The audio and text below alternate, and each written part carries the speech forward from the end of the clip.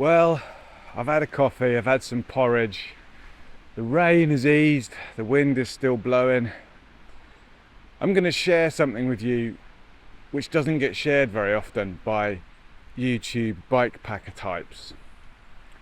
I'm not really up for this, if I'm honest. I'm tired, I've got a headache, the really bad weather is coming back. I'm half a day behind schedule now. If there was a big red button here that I could press that would transport me straight to the nearest train station, I would press it without hesitation. Rain's coming back in. I've got an unpleasant day ahead of me, I think. But I think one of the skills you have to learn to be a bike packer or a hiker or anyone in the outdoors is the ability to sometimes just say to yourself, do you know what? I've just got to go. I've just got to go. There's nothing else to do. So I'm half packed. I'm going to break down the tent. I'm just going to go. We shall see if the day improves from here. It may well do.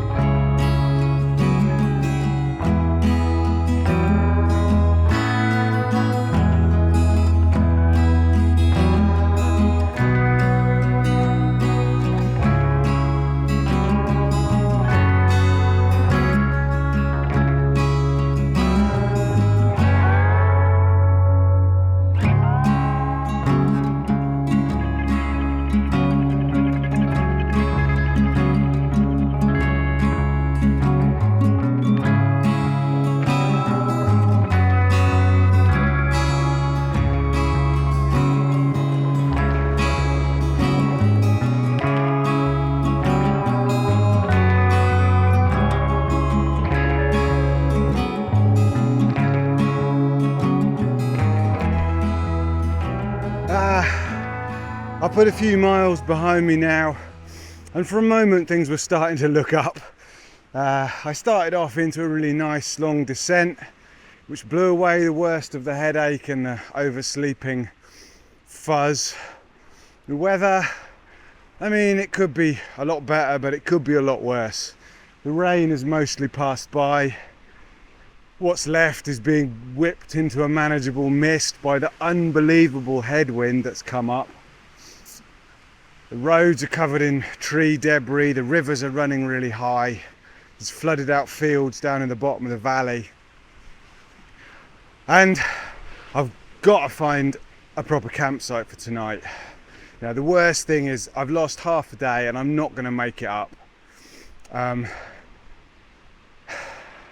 It's far too windy to pitch in the open. It's far too windy to pitch in amongst the trees. Anywhere low-lying and sheltered is absolutely running with water and no fun at all. And I thought I'd spotted a campsite over this next section of hills, which is not that far off. It's doable in the next few hours of daylight. And then the track I was following turned into, well, swamp, and now it's blocked by fallen trees up ahead. Not recent ones, I don't think. I think they're old. So I've got to see if I can pick my way around. If not, I mean, if not, I'm stuck up here, I don't know. So it's a long loop back to anywhere. Oh, bike packing. I love it. Absolutely love it.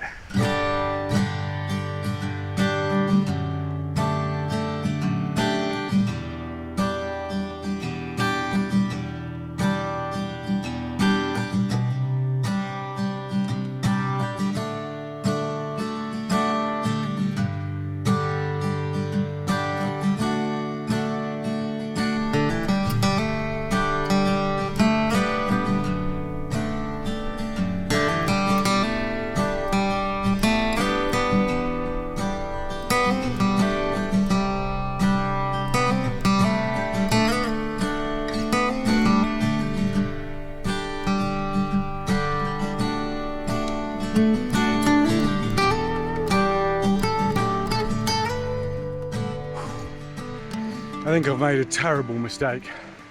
I mean, this is probably up there with the Rallywagen, if I'm entirely honest, in terms of effort expended to meters covered. It's just the forestry trail that I was following on the map isn't a forestry trail. It hasn't been used for a long time. Fallen trees, saplings. It's 1.5 feet deep in absolutely sodden moss. It's impenetrable, and the forest to either side of it is just crisscrossed with old fallen trees. All the ditches are running with water. I've fallen properly on my face twice. I mean, I can hear chainsaws or dirt bikes up ahead, so I'm assuming there is an end to all of this, but it's slow going. I don't know if I'm going to make it to this campsite even tonight at this rate. I guess only positive is I'm so deep in the forest now. There's hardly any wind, there's hardly any rain. It's a beautiful forest, all hung with moss and stuff, but I don't really want to camp here. It's mosquito central and everything is soaking wet. So anyway, I'm smashing the snack bars and making the best progress I can. I'll report back shortly.